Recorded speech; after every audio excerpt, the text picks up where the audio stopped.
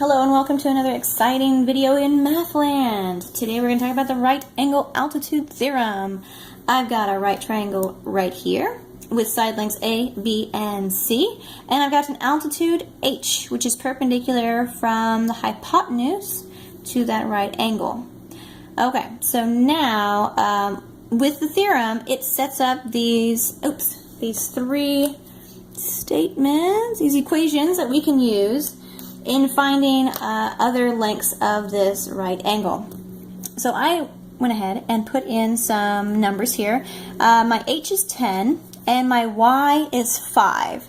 So I want to use these equations here that we get from the right angle altitude theorem to figure out the rest of the sides. So if I just have two units here, or two dimensions labeled, I can figure out everything else. I can find the C, I can find the X and the A and the B, and it's all so wonderful. Thank you, right angle altitude theorem. So let's plug in, let's do the first one here. If my H equals the square root of X times Y, I can figure out what X is.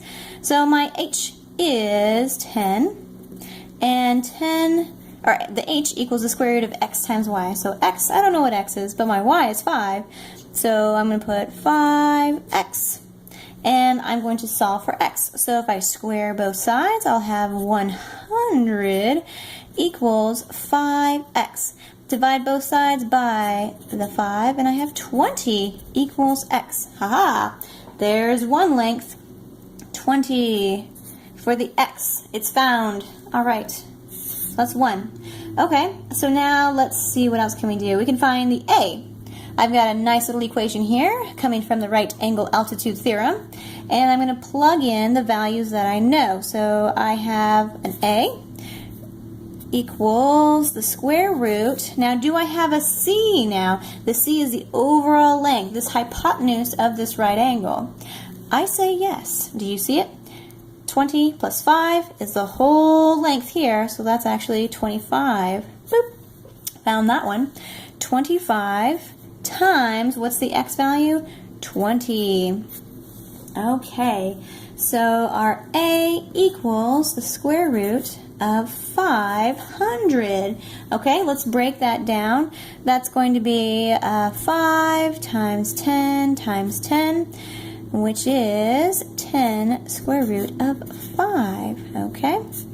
So there we go, we took pairs out of the radical and we solved that way. So this is 10 square root of 5 here. Okay, so looks like we only need one more side length to complete our triangle here. So we're looking for B. B's over here. B equals the square root of C. What was C? C is the overall length, remember, so we add these guys right here. 25 times my y, which is 5. B equals the square root of 125. So B has to be, let's break this down, 5 times 5 times 5, which is, pairs come out, 5 square root of 5. There's my B.